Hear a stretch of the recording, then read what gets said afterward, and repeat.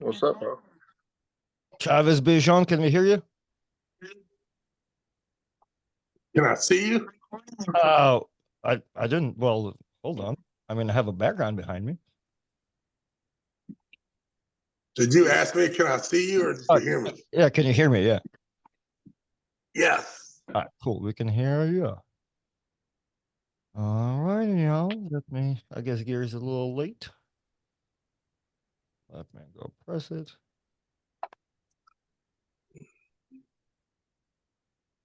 Okay.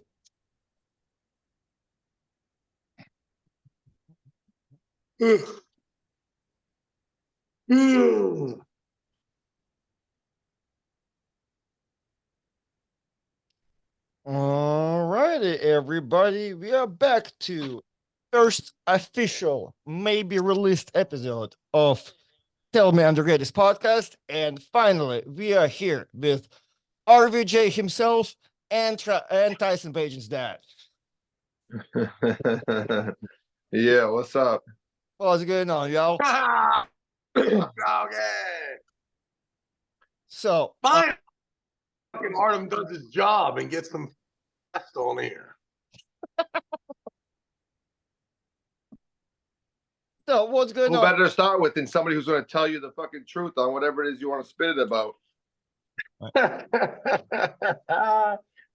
Ooh. I tell you, Artem, I don't know if I like the backdrop, bro. I think I'm out. Hey, I removed it. Dog. We're good. I'm not sure if I'm happy with your internet connection today. Because I don't know. Something going on. Did you pay your phone bill? It could be mine. Hold on for a second. It could be mine. Let me see if can I be messing this whole thing up right now? You can go back and go whatever. Yeah, sure. Yeah. Go crazy. All right, yeah, let me go. Let me fix it because I didn't. I should have. So, Rob, how's your night since last night live stream? Yeah, it was good. I was just chilling in bed. I put my little one to sleep and I kind of hang out with her. So once she dozed off, I was just kind of watching and I got in the comment section. So it wasn't anything crazy. It was hard for me to go to sleep. My sleeping schedule's a little fucked up. I should probably go to bed earlier. Yeah, me and Paul were just talking about it too. I think Paul Lynn is also like not sleeping and shit, having anxiety here and there. I'm like, yeah, man. Yeah, I'll tell you what, when I work out, when I get back to the gym on a hormonal and chemical level, it really, when they say doctors prescribe exercise as stuff for mental health, I'm going to tell you what, I am the textbook motherfucker that is a totally different animal when I actually am in the gym and working out, and I am not. Okay. On every level. Sleep, the way I parent, the way I cook, the way I fucking drive, it's all different if I'm working out or I'm not. Like my chemicals are way out of whack if I'm not. I get depressive, and the more depressive I get, the more in a spiral I get, and I can't sleep, and I'm up wandering the house at 3 o'clock in the morning like a weirdo. Man, if I work out hard and I push it hard, I close my eyes, I'm gone in 2 seconds. I got you. Yeah, so that's kind of that gives you all the energy to do all the stuff. Yeah, for sure. And I feel it as everybody with kids, like you kind of want to even set an example too, to where like, oh shit, I can't be this schmuck. I want to be energized, dad and shit. Yeah, I mean that's a part of it too for me getting back to it. I was always ahead of the curve with other fathers my age. They used to do this thing at my camp, like for like a medal, like an Olympics. It was like the Olympiad. It would be like parent-child Olympiad. Okay. And I used to fucking smoke these dudes. These dudes would come out with kids my daughter's age, and they'd have like long jump and 50-yard dash and shot put, and I would fucking trash these dudes every year. And then one year came, and like I feel like I twisted my knee and my ankle started hurting a little bit, and I kind of started avoiding it because it like my knee hurt and my ankle hurt, and I was like, really, did I go from being at like the top of the echelon to becoming a schmuck? So I'm like, nah, man, I'm not doing that anymore. I'm gonna kind of get back to what was. All right. Yeah. Okay. And so, have you been there ever since, or like that was it for you? Like you're done with the What, in the Olympiad? Yeah. Yeah, you know what? They took out the fucking shot put event, which is what I really crushed everybody in. Okay. And then like I was a high school sprinter and a high hurdler, a high jumper, a high hurdler. Okay. So I was faster than everybody, but they also take in your kids' times and average them out and stuff. So sometimes these fucking assholes would put in a sleeper kid that was really like 16, but like undersized, racing against my like 11-year-old. He was like a kid who was like a receiver in like a high school football team, and they got him like put into sleep because he's like the same height as my 11-year-old or something. So yeah, you know, and I don't take losing like that too well. Next thing you know, I'm calling a parent an asshole, and you know, you don't need to be What was fighting the people at camp. ID? I know he's old I enough. was to like, this kid be got a ID. fucking beard. He looks like he's ready for ROTC. You know what I'm saying? Yeah, isn't that always like with kids gathering to where like if it's something we do the competition, there's always some scammy dude that brings out his cousin that's like not grown enough, may have a little beard, but you know, maybe borderline. I mean, it's always a kid that's like, man, you fucking 24, man. You're not 14. Yeah, you see him at the bar an hour later, like at the end of the day, banging down shots at tequila. It's like, wait a minute, motherfucker. Wearing his I Want It shirt. You know what I mean? I don't know. That happens to me all the time. I'll tell you what, my kids are playing sports now. And I said to Paul Lynn, I was like, dude, I know you're a coach. I don't know how you fucking do it. Because my kid's starting to play basketball. And he's got one other kid that was on the other team that was a little too pushy, a little too aggressive. It turned into like football/basketball where they were like holding each other and some like real rough elbows. And I was like from the stands, I'm like, tell that little fucker to stop, you know, but like almost like one of those like wanted to be bench clearing situations. Right. So I don't know how people keep their composure because I don't like that shit. And I don't like other people's kids. I already have a predisposition to telling people like, I don't like your kid. I don't think they're cute. Keep them in check and discipline them. I'll do the same to mine. If my kid acted that way, I'd slap him upside his head. But please keep your asshole in check. And no, I don't think it's funny. No, I'm the same. I have no kids, but I generally hate other people's kids anyway, so I'm kind of on the same page. Yeah. Yeah, like when you go out to dinner and you're trying to have a nice dinner with your girl or something, and somebody lets their kid run wild and like peek over the booth or come to your table. It's like, grab your rugrat, man. I don't want to deal with your bullshit. Exactly. That was your mistake. It's not mine. Yeah, well, see, like, I feel like sometimes in normal gatherings, all right, another day where we're like at the super bougie, like, club place, because I guess wonder for the night, but you out there with people that members of so club and shit. And so you see the kids grow up in that luxury stuff. Oh my God. There's like a 6-year-old full-blown crying. There's 2 teenagers on their phones, don't give a fuck about the parents, about the crying one. And I'm like, somebody needs to get the control of this $1,000 a night place. Jesus Christ. Yeah. Yeah. I mean, I've literally I feel bad because I roll into a restaurant with 5 kids. And, you know, some of them are little. And I roll in deep, and you'll see these people that look like they're on this date, like celebrating an anniversary or something. And they'll be holding hands and looking to each other's eyes and reminiscing. Maybe the guy's trying to get laid. It's a first date. Who the fuck knows? And they'll sit us right next to them. And I can see the tension and the body language in these fucking people change with their bottle of wine there. And they're like this. I see their ass clench up. But so many times people come to me after they leave, like, holy smokes. Like, because I say to my kids, like, I'll just fucking snap like that if they start getting a little elevated. And they just tone that shit down because I run that. But like, I could just see the body language on everybody. I've had people like make fake excuses to leave to other tables. Like, oh, the light suddenly is hurting my eyes. But like, I understand that because I wouldn't want to see romper room in there. But I've had a lot of people come to me afterwards being like, wow, like you got a rank, like your kids are really well behaved. I'm like, yeah, because I'll beat their ass. And they're like, oh, I'm like, no, I'm serious. Hey, Travis, you have stories about bringing 4 kids to the restaurant and people giving you problems? No person has ever given me problem, but I'm like Rob too in that way. Like I am a super aware person. So I would quickly smack the shit out of one of my kids and acting like that. Now, I will tell you this. I have left the restaurant though, because my kids shut the fuck up and I didn't want to beat them up. So I said, get up, everybody, get up, go. Really? Yeah. Yeah, I've been there too. even with the baby, if the baby like will cry too long, go through a fit, I'm like, yo, we got to bounce because I'm not going to be that person. Yeah, if we haven't ordered yet, I can only listen to like, I'll look at Casey and be like, yo, bro, listen, if you don't shut that kid up, I'm going to smack the shit out of him. After I didn't warn the kid, I'm going to smack the shit out of him. Then I warn her, and that's when she, seriously, Tyson, can you stop, or Ezra, or whatever it is. But if these motherfuckers, if we done fucked up and went at the wrong time, there ain't going to be nothing except more crime. Let's meet it. it's a trip. Yeah. Hey, so I don't know if Travis. Why, did I miss something happen? Did this happen to the person that hated the kids on him or what? No, we started talking about being a dad that was turning into a fucking setting an example for the kids, and basically how I bombed out all these guys in the dad-daughter Olympics, and then how the dads cheated and brought in sleeper kids that were like 16 that looked 11. Then it turned into I'm one of those parents, like my kids are starting to play sports now, and you know some of these kids like to get a little aggressive and the parents like to get rowdy, and I don't know how I'm going to handle that moving forward, because I already at like an 11-year-old game wanted to snatch a kid up who was being a little too rough with my son on the basketball court. And then we got into I don't like other people's kids. Yeah, there's discussion. That's in a nutshell. Well, I would tell you to calm down, but you all read the papers, so you know that I'm hard when it comes to youth athletics. If somebody dies, they fucking die. Let's go. That's it.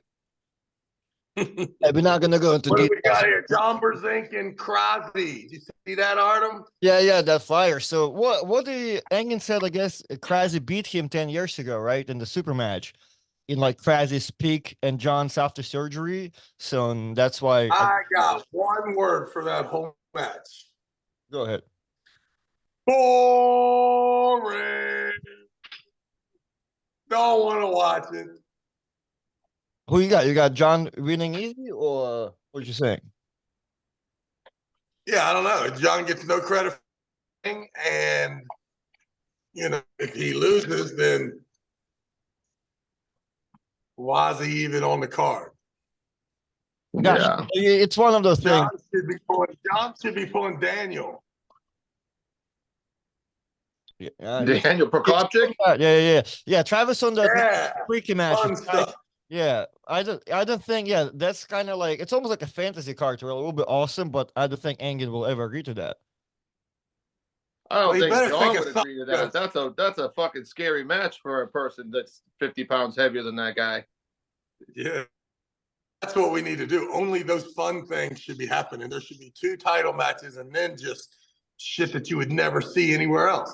That's why you would pay for it. If you remember back in the day, you'll remember this, Travis, because I think you were part of the one who set it up. Like the OG, one of the OG challenge matches was with Mike Solaris and Craig Toulier. And that was like 20 years ago. And that was because at the time, Mike Solaris was so dominant in his class and Craig Toulier was so dominant in the class under it, people were wondering what would happen if they met. So it was a cross match of 2 super dominant guys. And then they had a match, I think it was in North Carolina or Get a Grip or something like that. And that was the cool thing, was guys were doing cross weight class, transcending weight classes, where a guy that would be a 200-pounder pulling a super heavyweight, or 176, or like Corey Miller pulling a 200-pounder or something, because you never know how good that guy is. It's honestly the only way. Yeah, it's honestly the only way to justify champs arm wrestling each other, and it makes it also less emphasis on who wins and more just for the fans. I mean, don't get me wrong, I'm all for finding out who the best is. But after we get a good idea of that, the 4th guy arm wrestling each other all the time, it ain't as fun as the 2 twos from categories banging. If you got a weakness, right? John Berzink's weakness right now would be his age. Gary Carteret's weakness would his technique. The fact that he allows littler guys to get in the match a little bit. So even if he crushes Ungerbayev, let's just see about 45 seconds of it, because that's more entertaining than watching Ungerbayev and Irakli again trying to pull each other to get to Todd. That's all I'm saying. And Engen's having like 12 matches. So 3 of them can be like I'm talking about. 3 of them can be the way he does it. The other 6 are for championship.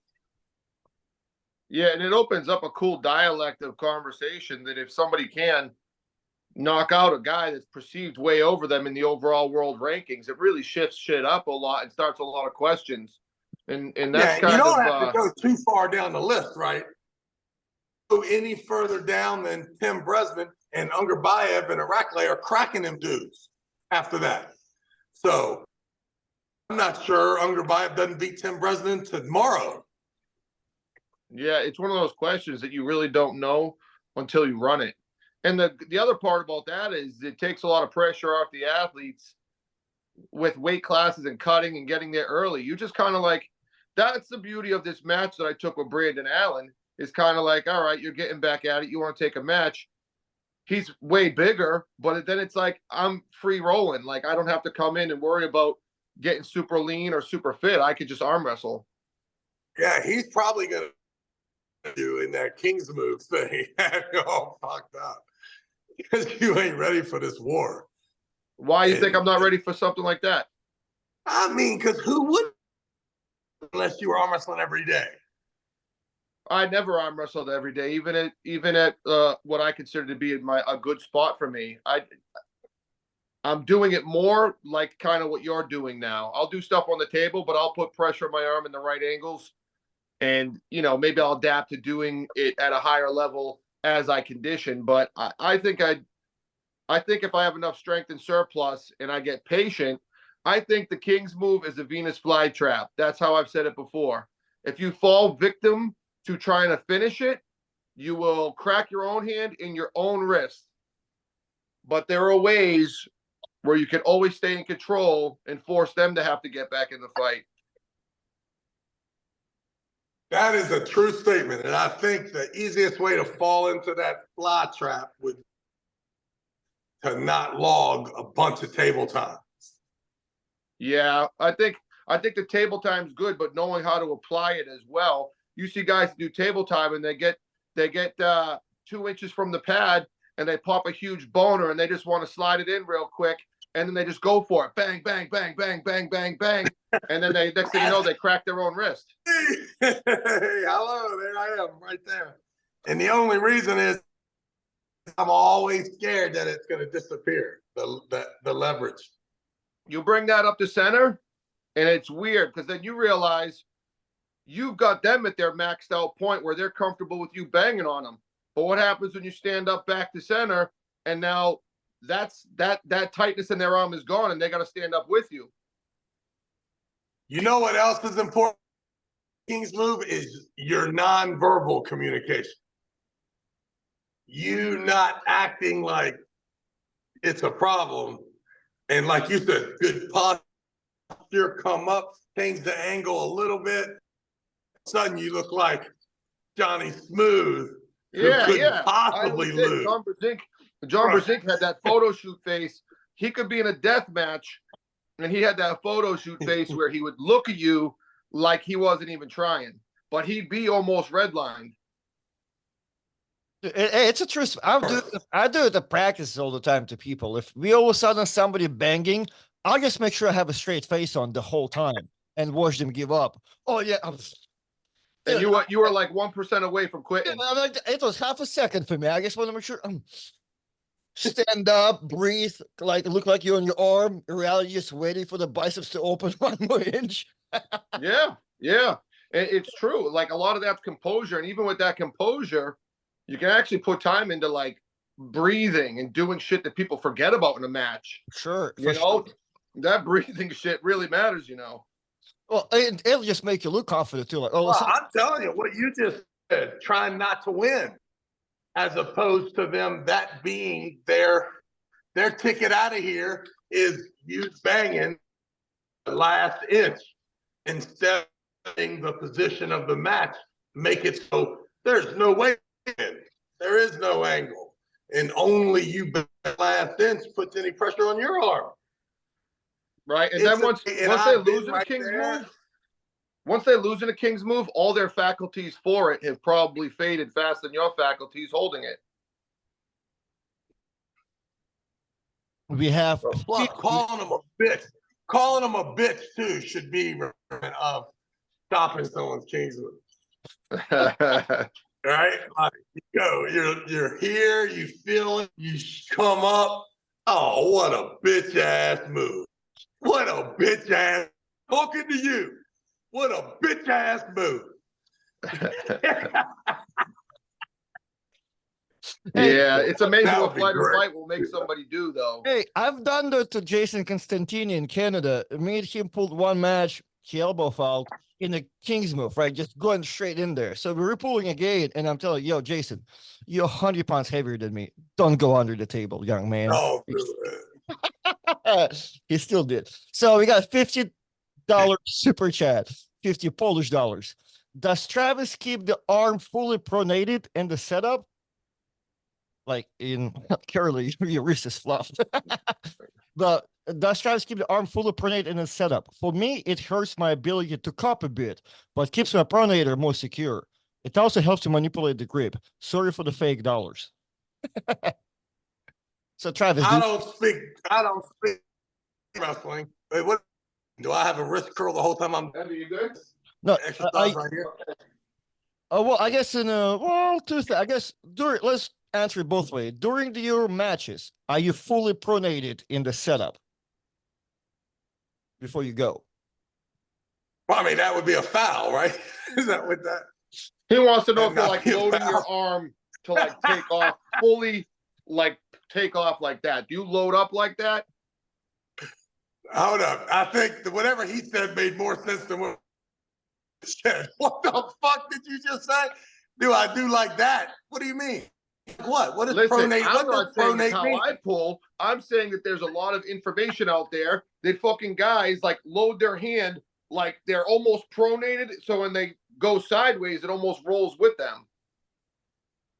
I got you. So that's an interesting there. So if so when I'm setting up in the strap, I will do that, right? I will pronate, but that's only create a little space here between my pinky and the person. So then, but once they're tightening it, I turn inside the guy's hand, right? So I don't turn with the guy, I turn inside of his hand. Oh, you create like Does a that make false sense? pocket almost. All right, so if you put your hands together just like this in front of your face, and Yeah. both of them, right? They're I see together. it. If you turn them both at the same time, you're like this. But if you turn inside as he's turning, you end up like this. If you right? So that I do use that pronation just to create that gap. One, I feel like the more. What is this move? What is this? Supinate. Supinate. So what I really want to do is supinate more than my opponent, and that allows me to turn inside of his hand. Once I turn inside of his hand, just a little degree, now I make that fist so that it'll never go back to normal. And then I've got this big ass thing here, and then once we turn out, it's really bad. So I will pronate when he's putting this on, but while he's tightening the strap, I'm attempting to turn inside of a person, create as much space as I can to make that fifth pocket. And then listen, I apologize to you basic math people. I just threw some straight trigonometry right there. Once you have the ability to turn in someone's hand, if you then have a referee that will back out, he just turns back out because he needs to have his wrist straight. You will see a significant advantage. Artem, do you understand what I'm talking about when I say turn inside someone's hand? Yeah, 100%. Except like I'm not turning. I'm just making sure I'll get it after, okay? For me, the result is to make sure they don't get the wrap that they usually get. I want to make sure I'm mounted there on the fingertips rather than being inside of the hand. Yeah, that's just how I. And you can understand it, right? What you just said. So when you get a grip and a hook, and the person then regrips and turns in a hook more, Right. That's them turning in your hand or trying to, right? Now the thing is when you have to follow them. Yeah. Of course, you would never let them turn inside of your hand, so you'll turn with them. But there is a spot where you both get in there, and then if you just kind of push into their wrist, with a little bit of a thing, right in and there, you can turn in and there a little bit more. So, and the truth is, you're not trying to turn in someone's hand so that you can cheat them. You're making sure that no one turns in your hand and cheats you. So ultimately, if we both are cheating at our peak, it will still be 50-50. But what you don't want to be is on the back end of that, right? Where the guy did it to you. So I don't think that everyone should cheat, but everyone should recognize cheating so that then you can then at least even the playing field. Right, So, right. It's you have your job for like to make it fair if referee cannot. You have to protect yourself. Here's something else, right? If you possess the strength and or the leverage, right? Because a lot of times the grip that the person gets is the most important thing, right? If they get that grip, some motherfuckers get their grip and they're awesome. Most of the time, are you willing to get your grip if he has his grip? Or do you need to sacrifice your grip to make goddamn sure he doesn't get his? That's where I find myself most of the time when I'm pulling at the top of the top, is that as long as that guy's not comfortable, I'm willing to not be comfortable as well. It's just, God forbid, the motherfucker's, in there and ready to roll. So that's all those things need to be thought about when you're in an arm wrestling match. What I know is that if I have the ability for that guy to get a grip and I still can rotate, then I want to get a lot of my hand in there so that there's a lot to rotate out. If I get too much in there and I can't get my wrist straight again, all of a sudden, I don't want to be in that much. I want to stay pronated, I guess is the word, as much as I can to stay away from the guy. So it has less to do with how I feel and more to do with how he makes me feel so that I have to make these adjustments. And ultimately, the worst case scenario for me is that I want no grip so he has no grip. And now let's fire from there. And maybe in that blink of a start, I can gain an advantage that is because if everything stays equal, I do not feel fucking good. That's some interesting points. That's interesting. Love it.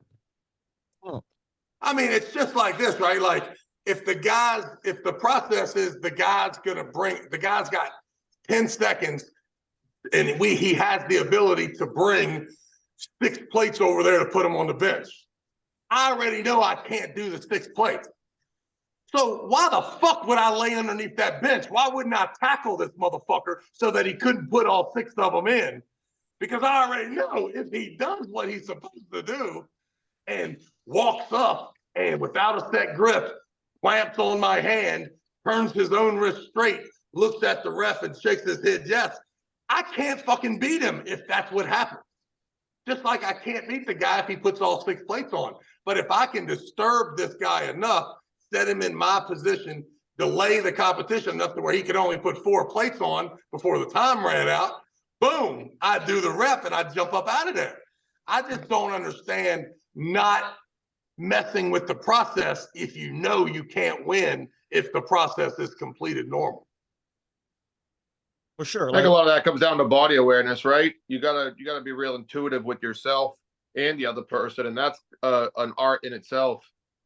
And honestly, would be really weird for me not to understand myself, right? Like for me to walk blindly into a hook match and not be close would be the most unaware thing in the world.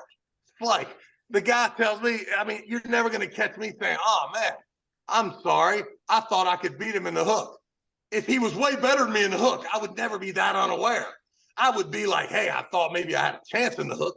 Now I know I have no chance. But for me to blindly say, oh yeah, dude, I'm going to beat him in the hook and to find out I'm not even in the same world, it sounds a little irresponsible of myself by trying to act like I was trying to beat a champ.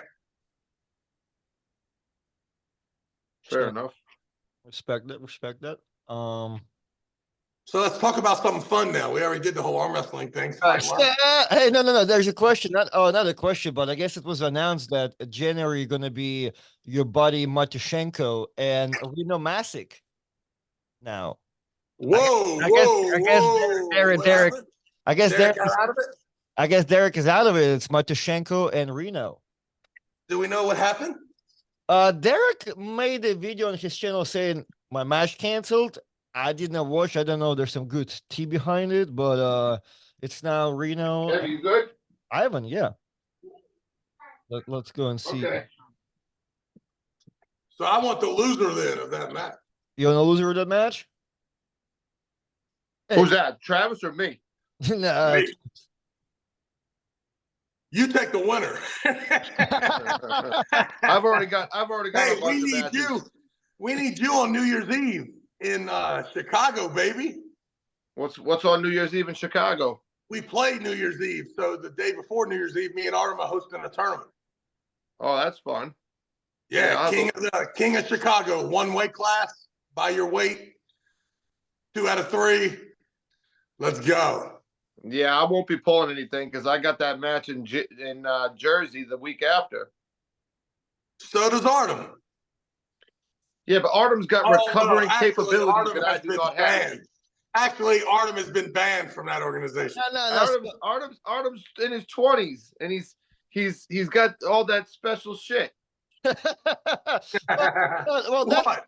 Stem cells? that's exactly why I'm not doing either one of this because the thing is in the 13 and I'm like, man, Chicago on the 30th, then somewhere in the 6th, then somewhere in the 13. That sounds like I'm getting an ass whipping in the 13, and it's a good money to do. If I was getting paid like a real fee, then sure. But since it's who wins the match, I have to. Yeah, but you see what? There's a little matrix here about taking these money matches. So you want to stack them up. So what happens is you start stacking up these money matches and you start building a little bit of a brand that people want to pay you. And so you want to stack more of them on. But then when you start getting your ass beat, nobody cares about a loser. They start not wanting the guy who loses and you lose your market value. So you're better off taking one match a month, one every other month, and keeping your value high. Look at Schoolboy's a sensation for YouTube. But he's getting his market value high because he's kind of an enigma. Fucking Schoolboy. That's my next opponent. Yo, they're setting me up with him if they can get it cracking. Oh, man, I got Schoolboy, man. Don't even trust. Well, you take him. Well, hold on. I got Schoolboy and Larry Will. Are they trying? Get the fuck out of here. I'm fucking them two up. Hey, are they trying to have you and Schoolboy at Arm Gods, Rob, or no? Oh, okay. So a few people have reached out about it. There's one organization I won't say much about it because they don't. I agreed to it but if they can't pull it together, I said I won't say anything. Keep it at that. Then of course, King of the Table reached out about it possibly. I know who you're talking about. King of the Table reached out about it, and I'm sure anyone would like to have that match because everyone loves Schoolboy because he's a fucking cash cow. You squeeze him and you get pay-per-views. That's it. I mean, look at it. How genius is it that everyone out there is trying to make all this fucking content and they do nothing but just edit training in arm wrestling footage without any fancy graphics? They stole that from Gary Roberts. He put in all that legwork. Yeah, but Gary Roberts brought the Gary Roberts flavor. But he also brought a legitimate word called Arm TV, armwrestling.tv. Right. They stole it. Yeah, it's like even if me and you stole McDonald's, we can make some shitty cheeseburgers for a while, but we're still balling. We're still balling. No, 100%. I agree with that. But, I mean... I'm not saying shitty. I shouldn't say shitty because actually the product could even be better. But the truth is that Gary owned that. My man jacked it. Ain't no doubt about it. Well, yeah, but they are from an Arm Wrestling Nation, and he is marketable where he did play the Schoolboy lane in Times Square. He doesn't say a fucking word. He's an enigma. So, I mean, they've got a genius little thing and they build him up. I mean, I've had people at Home Depot ask me if I've ever met Schoolboy. Oh, I had people fucking ask me right in my face, do you think you can beat Schoolboy? Oh my God. Yeah. At this time, I was a bad motherfucker when they asked. Yeah. I understand it's a legitimate question now, but it was not 10 years ago when that shit happened. Yeah, right. When I first met him, too, he's called Schoolboy, right? I first met him, he's like fucking bigger than Devin. I was like, what is this bullshit? Kid squats down to the table and you think he's like, maybe 6 foot or under. No, he comes standing in there with those Russian gym pants on. And I was standing next to him at weigh-ins. I was like, this kid's 6'6". That's from the growth hormone that Yeah, he's definitely Artem people put them kids on that shit. Yeah, well, he's about 40 pounds heavier now. So he's a big dude.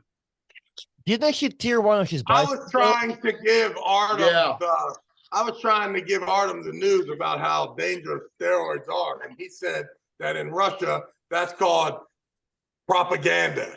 And do not even be bringing that shit over there. Don't be bringing that political propaganda around there. Well, it's facts. It's like it's like that or being supporting LGBTQ. You cannot do that in Russia. That's propaganda as well. If you taste that shit. Yeah. To jail. So Travis, we should not have neither one of those conversation ever, unless I'm bringing you to Russian court. Hey, this fucking show's gay bird friendly. I already told you that. Okay? Well, Gay bird. Consider We you. don't care what kind of a gay bird you are. You're welcome in our show. Okay. Well, consider you two always will have a gay story together. So we're talking into the next one. Travis, how was the weekend? What did I do? I had an awesome weekend, right? What did I do last weekend? I went to the Detroit Lions Chicago Bears game. It was fucking awesome, except it was cold, but I had Kaplan seats, so I was balling. So since it was cold, that was pretty gay. That was pretty gay if it was cold. I got you. Wait, did you say in Chicago? There are a lot of gay birds in Chicago. I told you. You chumming around with Kaplan? Oh yeah, that's my dude. All right, so wait. I probably hung out with weekend. What's the word? What's going on? He told me that there has been times when he's been at the 5-yard line before. Of course, in my opinion, Cap's been in the end zone before when it comes to arm wrestling. He already did it twice pretty fucking awesomely. So yeah, I mean, we were in Turner he told me Studios. that this deal that he has coming, he was on the 5-yard line and, it looked really promising. But now he told me he's on the 1-inch line. So I don't know. I think he's about to do something. I really, I know that you take away the business side of things, and me and him are buddies. There just ain't no doubt about it, right? Like, he loves football. I love football. He loves Chicago. My son's playing fucking quarterback for 3 of the home games as the quarterback in Chicago, where he has 13-year-old, the best fucking seats in Soldier Field. There's just ain't no doubt about it, right? 50-yard line, 200 level, club level, United Club. Like, it's fucking amazing. So we've been at the games together, dinner, lunch, every fucking weekend. And he still, I can tell, he ain't signed the paperwork yet, but I think it's coming. Now, whether he allows me to, I think he would probably give me a chance to arm wrestle, but I'm really want to be like the president. Or something like, I want a job that doesn't require me winning or losing. Yeah, go from exile to CEO. That's interesting. Well, that's why I said, I told Artem, I said, dude, I got hired, fired, sued, and most likely rehired. Yeah, I'll tell you what, Travis, I'll give it to you. You're almost like one of them fucking dirty pole dancing hoes who will get on the next dick with the biggest coin. Or how about not even that, right? How about I'm the pole dancer who leaves and goes to the place next door to be their feature, and then everybody says good riddance, and then the owner's like, we got rid of the fucking diva, she'll never be back. A month later, come back to the club, get the best hours, because I'm the motherfucker that fills up the private room. Well. I don't know, Travis. At least that's what the girls do. Yeah. They as long as you're working in the back, they don't give a fuck if you ever come to the stage. Yeah, I worked at a dance club with Tim Bresnan, and there was a few girls, you never saw them on the stage. That's all they did was do champagne. They handled their business, kid. Hold on. Is there? I feel like there's got to be a story of you and Bresnan working together. Oh man, I had a bunch of stories of working with Tim Brez in that place. I had a told story you, about a guy. I told you, Artem. Tim told Rob before they met me that if I talked shit to Tim, he'd smack the shit out of me. And then I talked shit to him and he forgot to smack the shit out of me. And Rob was like, Rob had to endure this shit. Hold on, I never heard of that. Because we all have that buddy who's like, yo, I'm gonna tell you right now, he said something to my girl, I'm gonna smack him. You go in there and he's dancing with your fucking girl and you ain't saying shit. So I got a story about a guy that trained with Tim Brez and all those guys down there. Okay. His name was Bull Keck. Sean Bull Keck. He called himself Bull because I don't know, he was a big fucking fat hard ass with a Hold on. bull He head. called himself Bull because that was his last name. Bullcat. No, But- it was well- bull in quotations. I got you. So hold on. We know for a fact he gave himself that nickname. Hey, I have no idea. I got you. Okay, so for he could I have, do know that just recently somebody sent me a picture of him getting arrested as a pedo. And I'm like, see, I can read motherfuckers because I never liked them. I never liked them. So he used to give me a ride. He used to give me a ride to the strip club we worked at. I worked at two of them. He gave me a ride, and you know, your boy didn't have a license because I'd have a license for 15 years. You had to ride with this guy? Oh my Sometimes God. he would drive me. Sometimes some of the girls would give me a drive. I had a couple girls that would give me a ride, but Bull Keck was one of them. So I went to this big ass strip club where the bouncers were making a lot of money and they had a lot of girls on.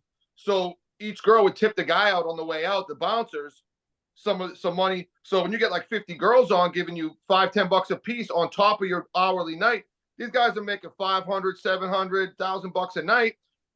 And they were all giant fat asses that couldn't even wipe their own ass. All of them. Now I was fit and I was game, but because I was a hustler, they hired me as a bar back. So I was the guy that was chasing ice down, super busy bar. I'm chasing ice down, cutting lemons, stocking But you fucking can make fruit. even more money though, right? Bar back. No, the girls would tip me good, but it was only the bartenders. But I'm walking out with like 125 a night. But I had nothing going on. I was single and bored, so I just worked a shit ton of shifts. But I was salty watching these guys play on their phones in their suits and no action ever sparked off. And they were getting like all this money. So this guy, Sean Keck, was an arm wrestler. He would sit at the door playing on his BlackBerry and his ear fucking piece in with his suit, talking about how big he was and putting girls on his lap and spanking their bum. I'm running around sweating my balls off, salty as shit that I can't get a job as a fucking bouncer. So one day, the only time this motherfucker had to work, there's a guy, there's all these blue collar guys at a fucking around the bar, the Horseshoe, where the girls dancing. And there's this one that sticks out that looks like the dude from the fucking Green Mile. Big, humongous mountain of a black guy, like Bob Sapp, right? Like a humongous, you look around the shadows and you just see this fucking like Everest sitting there. So he keeps trying to grab the girl. So guy Jimmy comes out back and he was linked into some motorcycle gangs and shit like that. So he didn't fuck around. There was a drug traffic joint and all that shit. So he comes out and he's like, yo, Bull. He was the only one on. It was daytime. He goes, yo, Bull, I need you to go over there and tell this guy to settle down. Now this guy's been getting all this free money for months, fucking living at large, spanking bums, living the dream, talking about what a badass he is. And he goes, who? He jumps up like this, starts rotating his shoulders. He goes, I need you to tell this guy to settle the fuck down. He goes, who? He goes, the black guy at the stage.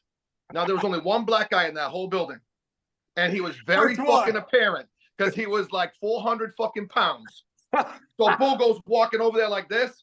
And I saw it because I was sitting there behind the bar like this. And I was like, don't ask me for help, motherfucker. I didn't make all those thousands every week. So I go over there and I'm looking at the bar like this as I'm cutting my fruit. Just waiting for this day my whole life. And he goes over there and he looks like this. And I see his eyes stop and see this fucking mountain of human being. He stops and then he glazes past him. And he looks around and goes back to his seat and sits down. And Jimmy goes, this guy keeps trying to grab the girl. Jimmy comes out and goes, what the fuck? He goes, did you tell this guy to stop? He goes, I couldn't find him. He goes, dude. He goes, it's that fucking guy right there. So Bull kind of nervously walks over and he's looking at me. He goes, yo, Rob, you want to take this? You want to help me out here? And I'm like, nah, man, I'm just a dishwasher. I'm just a fruit cutter. I'm way too aware not to watch this, buddy. Yeah, well, he's probably in prison. Plus, I had a falling out with him anyways. I told him everything I thought about him, so it don't matter if he knows. That place was busy and popping, but yeah, the owner had to go out and talk to him. I'll tell you a story, right? So I'm 18 years old, fresh 18. I'm at my dad's bar working the door, but my dad's bar, you know, the little place, Billy Jack, what, 75 people on that motherfucker. It would be like a mosh pit, right? So we usually dealt with 12 to 27 people, right, at any time. And, you know, it was no big deal. And the owner of the local dance club, Connie McKenzie, comes in there because he's friends with my dad. So as he's in there, my dad's, you know, telling people that I'm the best arm wrestler in the world at, you know, 18 years old, whatever. As the guy leaves and he says, hey, if you ever want to come by the club, just let me know. And he gives me this like VIP card for Connie McKenzie's, right? That's what the name was, the bar was. So shit. That night I go up there because my older brother's already worked at Connie McKenzie's, right? I've been waiting. You can't get in this motherfucker unless you're 21. But this guy didn't ask me how old I was. He just saw me working the fucking club at my dad's and being a bad motherfucker, right? So he doesn't know that I'm not 21. So he gives me that card. Shit. It ain't 3 hours later. I call Scott. Hey, I'm on my way up there. He's like, you can't get in. I said, man, I got a VIP card. Fucking Mac was just at Pops' house. He said, I'm VIP. No problem. That night, the bouncers start arguing with these fucking guys. They bring the guy to the door. Now they got the guy outside where I am, outside the door. And you had to walk upstairs to do this shit.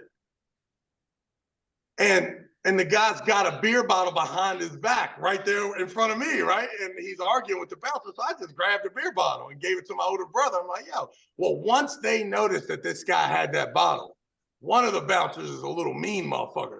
He tried to kill the dude.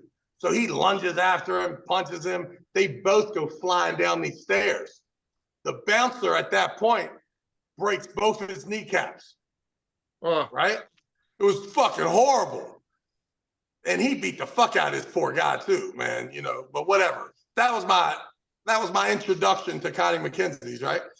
The next day, the guy Matt calls my dad and says, hey, you think your son can work for Billy, the guy who broke his kneecaps? That's how my bouncing career started. 3 days after 18 years old, happened to be working at my dad's, not really even working, not getting paid, of course, I know that much. But then getting invited to the club, same thing happened at Connie McKenzie's at the Golden Horseshoe, was the strip club. The owner came in there to see the owner. I'm working the door. He thinks I'm nice. Somebody tells him I'm, you know, arm wrestling champ. All of a sudden, hey, if you ever want to come to the Golden Horseshoe, let me know. I'll be there tomorrow, motherfucker. If you're under 21 and the owner invites you. So yeah, I got into both places because they thought I was a cool bouncer when I really just wasn't even 21. Just a kid working for your dad in the right place. Right place, right time. Nice. Damn. Hey, any of you guys seen Michael Todd's latest lift? Because people are discussing it. The pronation. Which one? Well, not the back pressure one he did that was like everyone else was trying to post it. This thing right here where it's where everyone's trying to post it and then he rose it. Yeah. So it's pronation to the bottom, like so I saw that everybody was like posted up trying to pronate it as if you were gonna post or top roll, and he just basically flat basically from that angle just so he's trying to tell us he's doing a hammer curl when he's doing a row. Right. Yeah. And there was some posing going on and some like these guys are actually trying to do some rotation with it and post on it.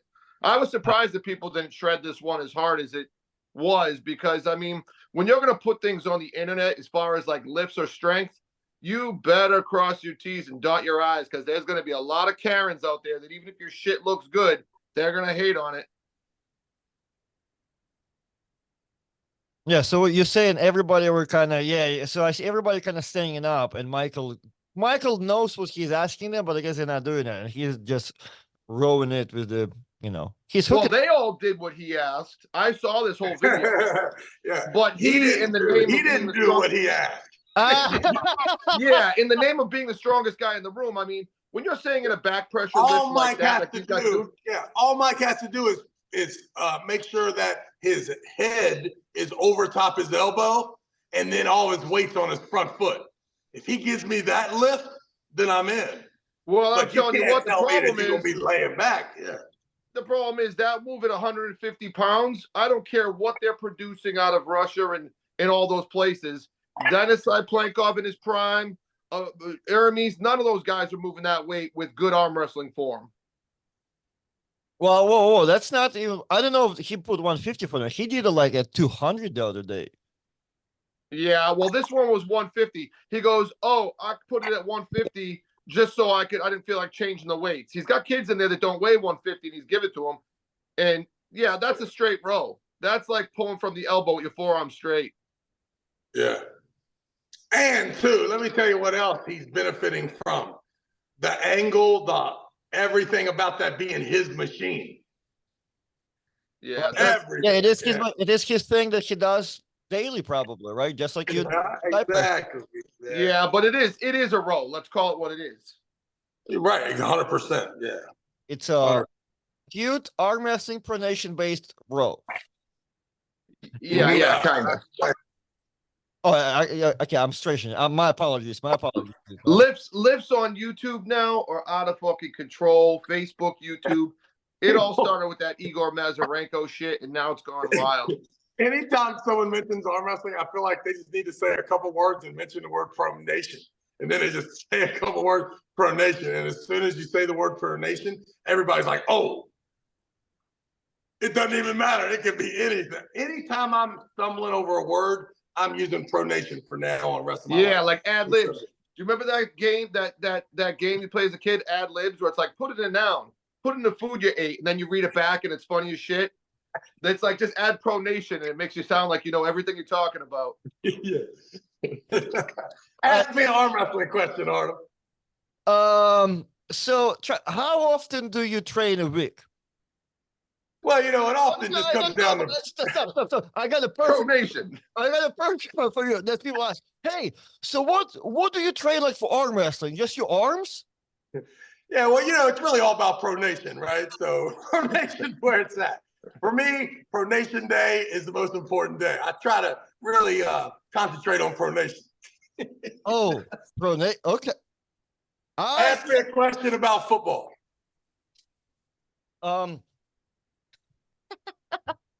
What happened in the last game on Sunday? Well, I mean, listen, I was busy doing pronation work, but the Bears look really good. But for me, it's all about pronation. It's like there was some Spanish comedian doing a stand-up. He had an uncle. Ask me a question about girls. What's your favorite type of girl? I mean, the ones that can pronate. That's the ones I'm looking for. Anybody that can pronate, yeah. Hey, for me, it's all about pronation. Hey, what car do you drive right now? Well, I mean, usually the one that gives me the best pronation. Wherever I can really hook that strap up to the adjacent passenger side thing and just work on my pronation. But right now, the Audi seems to be the one that does that the most. Oh, hey, what case you do to it? Because you remember we caught. She didn't pronate enough and banged into a motherfucking car that was in front of her. That's one thing about her. That bitch had no pronation there on that. To rip it out. I got you. Well, hey, well, so before we wrap it up, Rob, do you have enough pronation for your match on January 6th? I mean, I think so. I hope so. Yeah, you get your ass put. You get your ass put. That guy already beat Larry Wills. Oh, it is right. Brandon has that going for him. Okay. Yeah, I mean, listen, like I've said to people, he does train with a big, strong team, and he's got a big, strong foundation. So who knows what he's going to show up like? I got you. Well, everybody was a nobody before they had a match that made him a somebody. Sounds like me. What's your honest opinion about the match so far, right? Because we just kind of bullshitted yesterday. You think you're killing Brandon? You think you're gonna come in some shape, or you have no idea? You know what? It's funny because if you asked me this like a week and a half ago, I'd have had a different idea. But have you ever had like CNS fatigue? Yes. Okay. Crush. So, whoa. It's like Pronation. It's like Whoa, Pronation. bro, First of listen, all, Travis. What the Travis, fuck is you that? can only And handle how the the Rodney fuck is Dangerfield arm one-liners so much. Let the adults talk, okay? Get back to pulling Hold on your up here. bullshit machine. Did I just hear that Jerry Cataract had another accident on the way to the airport? What the fuck did you just say? Whoa. No, there's a CNS story here. Travis, if I can hear your story for fucking 20 minutes about you snatching a beer bottle off a drunk guy and acting like you became the best bouncer in West Virginia, you're going to listen to my shit. I didn't even finish that story. I didn't finish that story. I know you did. You could have probably gone on and on about the golden horseshoe and how they put a plaque. I was going to tell you how they made me go up to a guy and get him to get his beer off. Let me finish the story. In the vein of trying to do more for this match, I think that I hit like a wall of being overworked. You said it was CBS fatigue? CNS. Central Nervous System. Yeah. So who diagnosed right? this? It will fuck you up. It gives you like Who diagnosed this? Did the doctor do this, or did you read this on the internet? Travis, I cannot give you my sources of information. You're still stuck on trying to figure out how to turn your dinner tonight into a Pronation joke. Listen, I had COVID, then trying to work through it. I think I got this. So I went to a practice, and I'll be honest with you, guys that I usually bang on pretty easy, everybody there was smoking me. So my confidence is like really shrunk. I was feeling really good about my chances. And then when I started getting smacked up by dudes that are much lesser than me through my whole career, it kind of put a little bit of boot in my confidence. Right. Do I think I know it's so you're saying because you got your ass with the practice, you self-diagnosed yourself with CBS fatigue? Listen, you fucking hick. You really don't know shit, do you? Listen, if you don't know about it, don't fucking talk about it. I want you to tell me who diagnosed it. You know what I do about shit that I don't know what people are talking about? I sit down and I shut the fuck up and I listen. I will not get in a conversation with you guys about football if I don't know what the fuck I'm talking about.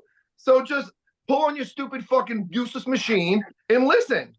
You're not getting shit done. You're not arm wrestling anyway. Hold on. He doesn't know that because, devil lettuce and shit. Your CNS always fresh. You know what I mean? There's no. Yeah, his CNS has been firing all I need to know is, did a doctor diagnose you with this CBS disease, or did you self-do it?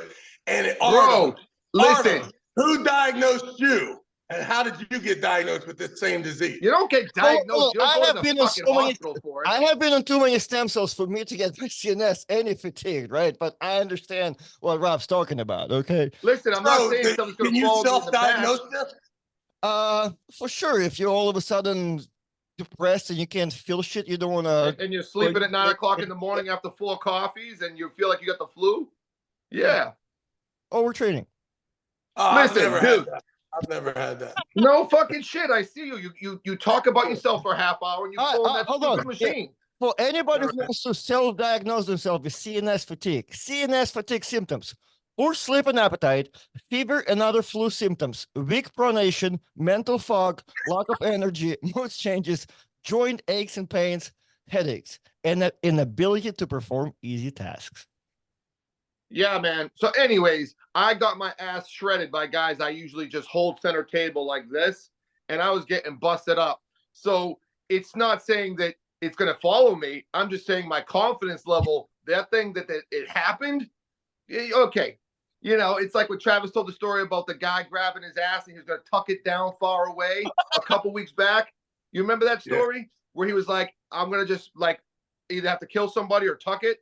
Kind of like that beating I took, even though it's practice, is kind of something I'm like tucking that I'm trying to tell myself that it was only that 1 week.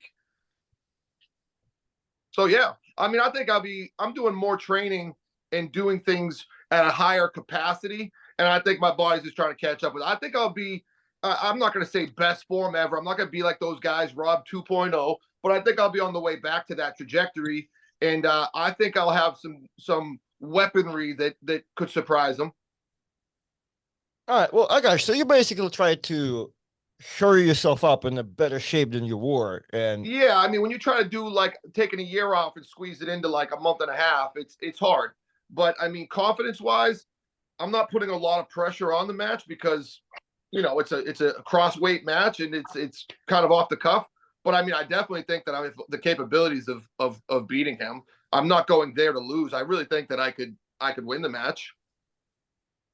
I mean, yeah, that's a good. I mean, I think people that get I've overconfident. never seen anyone recover from this fucking disease so quickly and be able to bounce back. Motherfucker, you don't even know what it is. Oh, okay. It's not a disease, you retard. It's like when your puss hurts, I think, more or less, right? Like Artem says, as soon as there's a match, the guy as soon as he gets done, he starts going like this. No, that's when the pride hurts. That's where your pride hurts.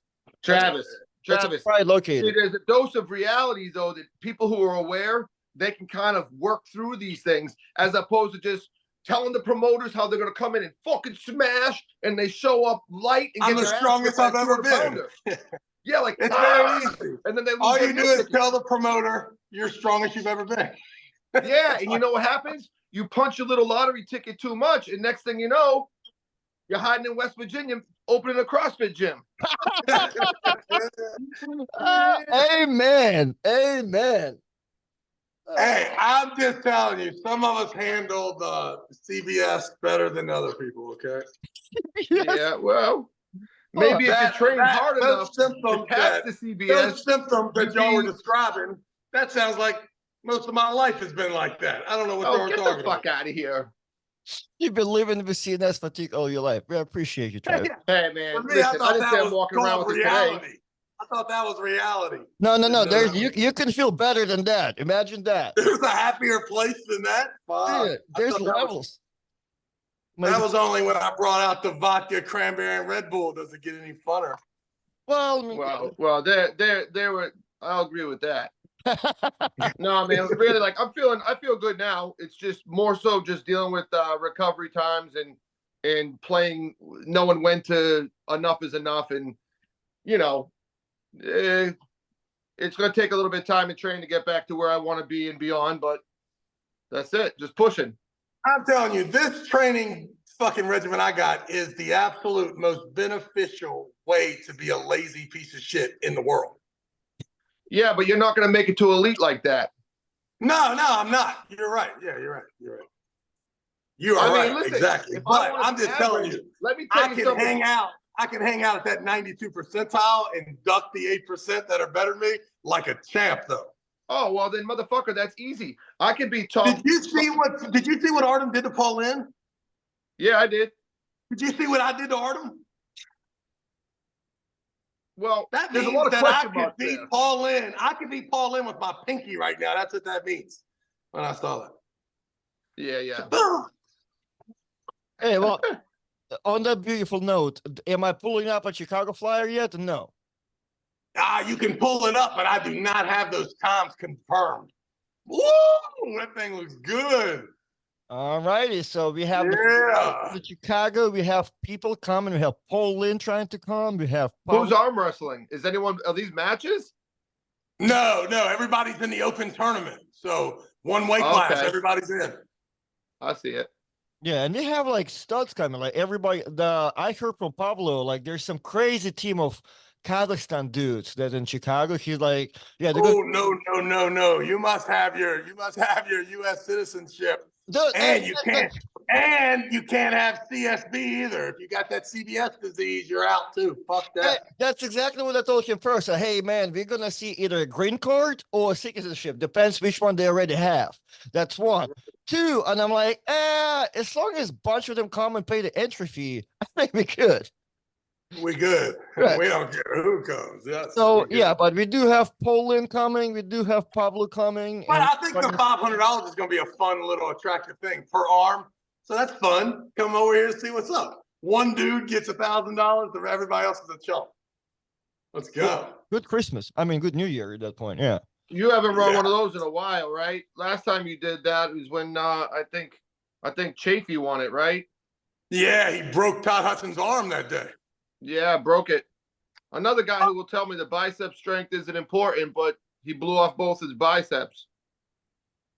Yeah, well, I tell you right now, that was a great situation where that little lock he had was perfect with guys under a certain weight, and then Big Dave just was a little too much.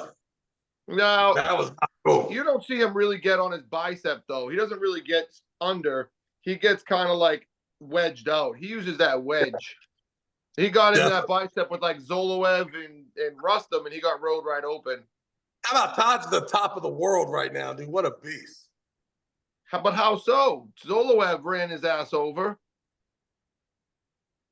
I'm just talking about right now. He's just killing everybody. Dude. Everybody says that shit when they're trying to make a name. It's like right now. Right now. Yeah, I'm just saying. Right now, he's got the belt. He just beat Underbayev. And it's also Underbayev's a bad dude. And it's also seemed like Todd is became aware of who he is. He is not a hooker. He's a really shitty top roller, and he embraced it. And I feel like now he's pulling the way he's pulling. I bet you. Yeah, but when you see like guys like Rustam and Zoloev, people with really good hand control, and Prudnik that just turn them down and put them like this, it goes from elite to not so. Them days are over, though. Them days are over. I wonder, Prudnik, yeah, it's a weird one, but I wonder if fuck Prudnik too. This Godzilla runs the fucking world now. I would like. Bro, I'm starting to think you fucking hit your head a few times. Well, we do love Todd here. He's the dude. He's the best arm wrestler in America. How can you say that when you're on American soil, Travis? We know how you feel about yourself. I know. I'm not the guy. Ever since you and Artem contracted me with this CBS, things have not been the same. No, dude. Remember the days, bro? Bro, remember the day in 2003 when you beat Alexei Bavoda? Can we go back and tell me that story one more time? I want to hear that story, bro. That was a good story. That was a good story.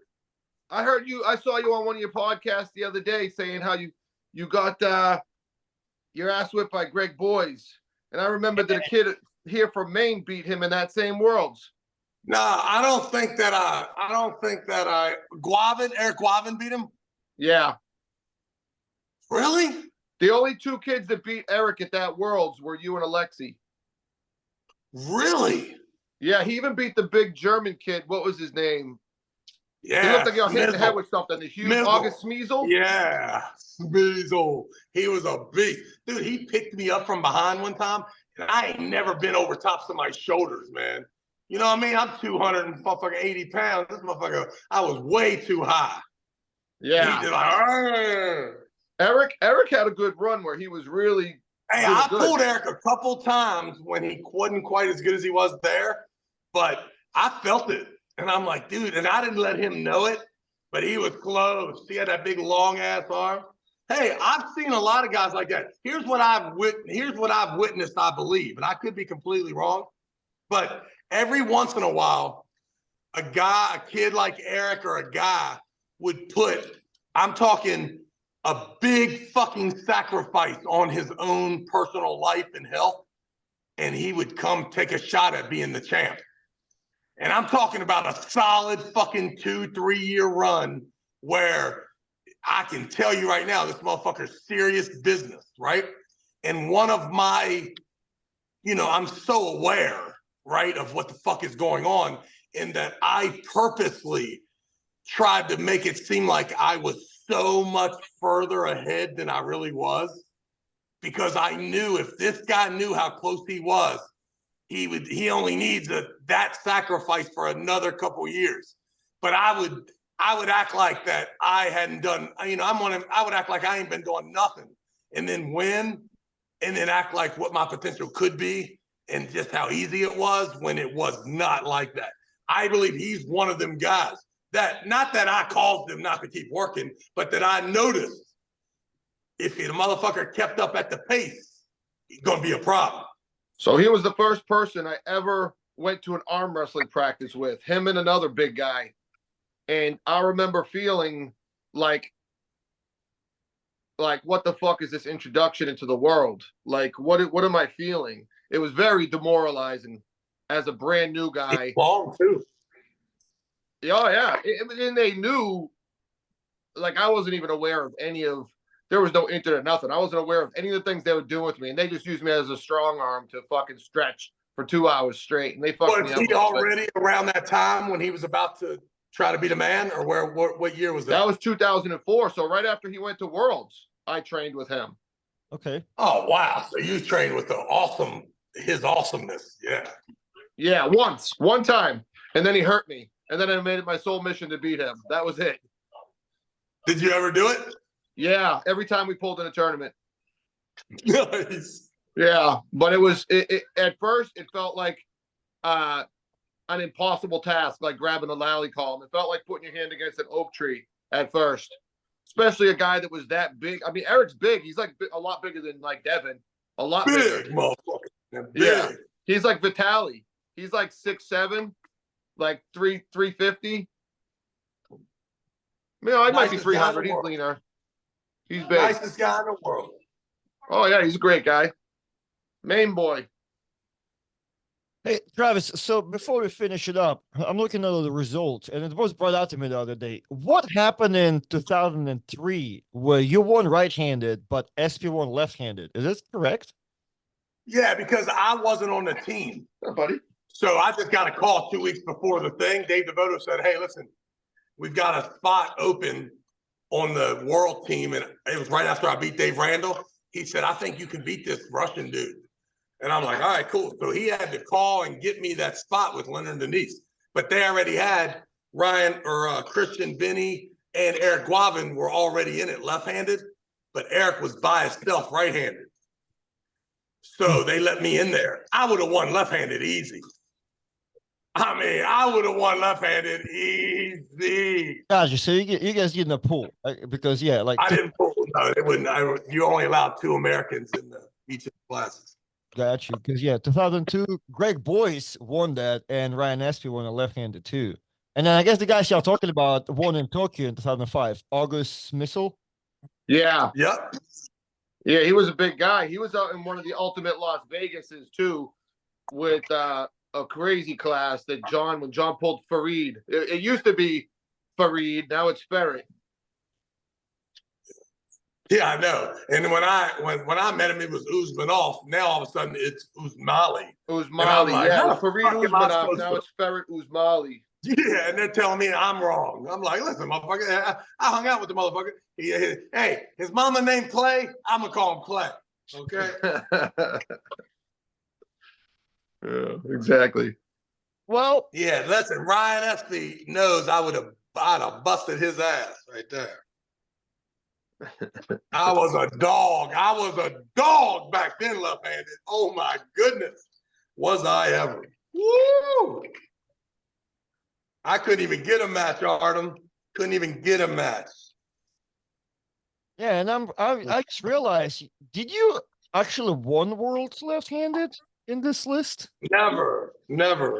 Oh my God! So Travis Bagent, the GOAT of left hand, as a world champion right hand. That's awesome. Yeah, exactly. Dude. Well, once you realize that after you win the world championships, you don't never have to go back.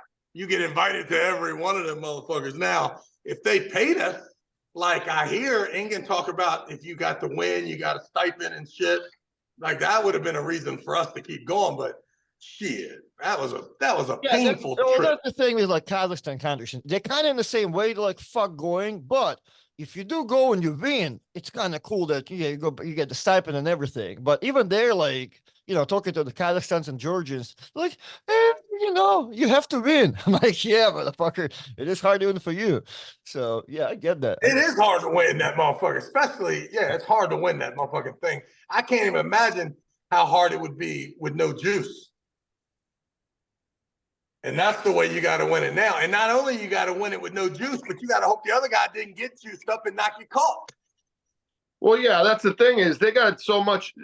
A random drug test will be hard to beat if it was 100% random at like different intervals of the year. Like I'd call you up and say, Travis, I need you at a walk-in clinic, take a test within 24 hours. If you don't take a test, it will consider it a failure. That's hard to beat. But with so many masking agents and guys know how to taper off coming to an event, I've heard people that know about this shit saying they're taking stuff that has a half-life of a couple hours. They could take shit the night before and be clean by tournament time. So it depends on how educated the guys are. I mean, some of these countries have doctors on their team that know what's up. You know what I mean? Pharmacists and shit. So I don't know. Most of your winningest guys in the WAF history have been geared off their face. Yep, I agree. I agree. On this beautiful note, and we cannot afford Travis to get a CNS fatigue because one more minute and he'll go crazy out there on the side pressure machine. So we're gonna Right. wrap it up. All And right. Travis, anything to say? No, but we got to start fucking mooting this tournament like crazy. So hopefully in the next hour or two, I'll get the okay. We can either switch the times or stay with it. And we need to get this motherfucker out to everybody. All right, you guys know it. Tough sale for New Year's All right. Eve, brother. That's gonna be a tough sale. Well, I know it's only for the locals. Yeah, You know you're what? gonna get Because if Tim you're Lewis there, if you're in, And all the single guys. and it's not New Year's Eve, it's the night before New Year's Eve. All right, but the tickets will be. So New Yeah, it's Year's gonna have to Day be is local. Monday. New Year's Day is Monday. New Year's Eve is Sunday. We're having a tournament on Saturday. All right. yeah, and they have a I lot went to a of practice over there. There was 62 dudes at a practice outside, freezing cold. I mean, the motherfuckers they're dedicated. Dude, Yeah, for sure. Pablo said we'll have 100 people there. I love it. I love it. Love it. Wow. Well, all righty, guys. All Well, right. All right, Guys, guys. be good. I appreciate. Adios. Hey, oh, Travis, do you gonna work on the pronation joke? Do you have one more before we go? Do you have? Oh, no, man. Listen. No more pronation jokes today, man. We're out. All righty, guys. Oh yeah, I'm not talking to nobody because we're not live. Appreciate you.